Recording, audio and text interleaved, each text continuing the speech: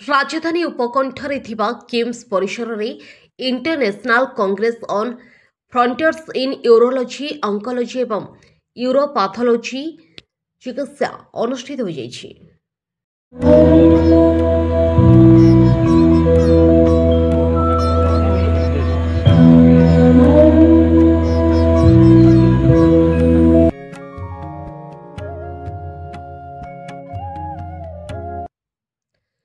शनिवार सन्ध्यारे अनुष्ठित एक कार्यक्रम में डाक्तर रामचंद्र दास, डाक्तर राजुल साह और डाक्तर माहुल अमीन प्रमुख कार्यक्रम आभिमुख्य संपर्क में आलोकपात करते।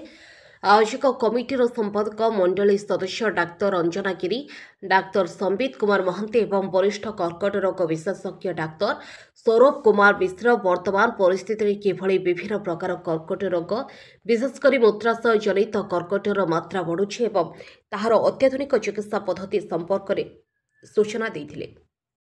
And of course, most important people are the delegates and people coming from outside, especially international delegates and of course national delegates. The whole meeting, the conference is meant for you.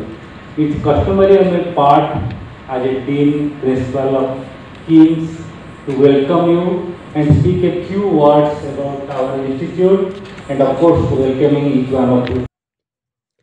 परिशेषे international association for integrated oncology बा IAIO रो मुख्य doctor रुद्रभानु Satpathy धन्यवाद देथिले। ए तीन दिनिया कार्यक्रम आरंभर राज्य एवं देश विदेश विभिन्न प्रांतर आसिथिबा बहु डाक्तर और विशेषज्ञ माने उपस्थित रही यूरोलॉजी, ऑन्कोलॉजी एवं यूरोपैथोलॉजी संपर्क में सुचिंतित मतामत उपस्थापन करथिले। एपरिकी भुवनेश्वर एभली कार्यक्रम करा जायथिबारु समाने IAIO संस्था को भ्रियंसी प्रशंसा करथिले। ए अवसर में किछि विशिष्ट व्यक्ति तथा अभिज्ञ डाक्तर मानकु संबर्धित करा जिबा सहित सांस्कृतिक कार्यक्रम परिवेषण होइतिला। Chief executive officer IAIO international association of integrated oncology आम सहित मिस्टर सिद्ध कुमार अछंती जे कि director and managing director of international association of integrated oncology IAIO।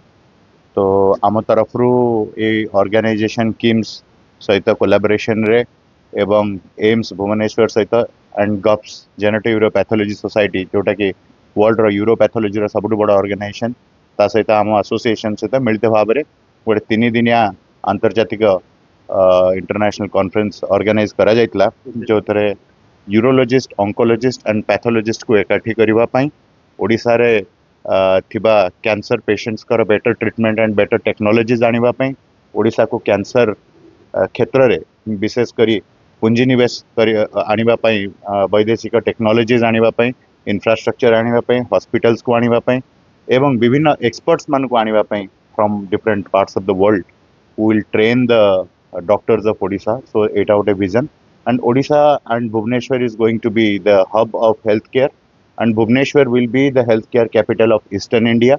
तो सही एबे कैंसर जो भली भाव में केसेस बढ़िबारे लागिछि तो एटा बहुत आवश्यक कि ओडिशा को फोकस करिकि एठी कि सब्जेक्ट मैटर एक्सपर्ट्स एंड की ओपिनियन लीडर को एकाठी करबा पे गोटे प्लेटफॉर्म दरकार से IAIO प्रति मुहूर्त रे तार प्रचेष्टा 2018 रु जारी रखिछि। मु डॉक्टर सौरभ कुमार मिश्र कहूँ associate professor AIIMS Bhubaneswar medical oncology विभाग। सो 10 तारीख रु 12 जनवरी 2025 पर्यंत आम मैंने गोटे कर्मशाला ये करूँ conference genito urinary oncology. Genito urinary cancers आम देश में एवं विश्व में बहुत भाव में होता कैंसर आउ से कैंसर गुड़िक इनक्लूड करे प्रोस्टेट कैंसर, किडनी कैंसर एवं परिस्रामुणी कि ब्लैडर कैंसर।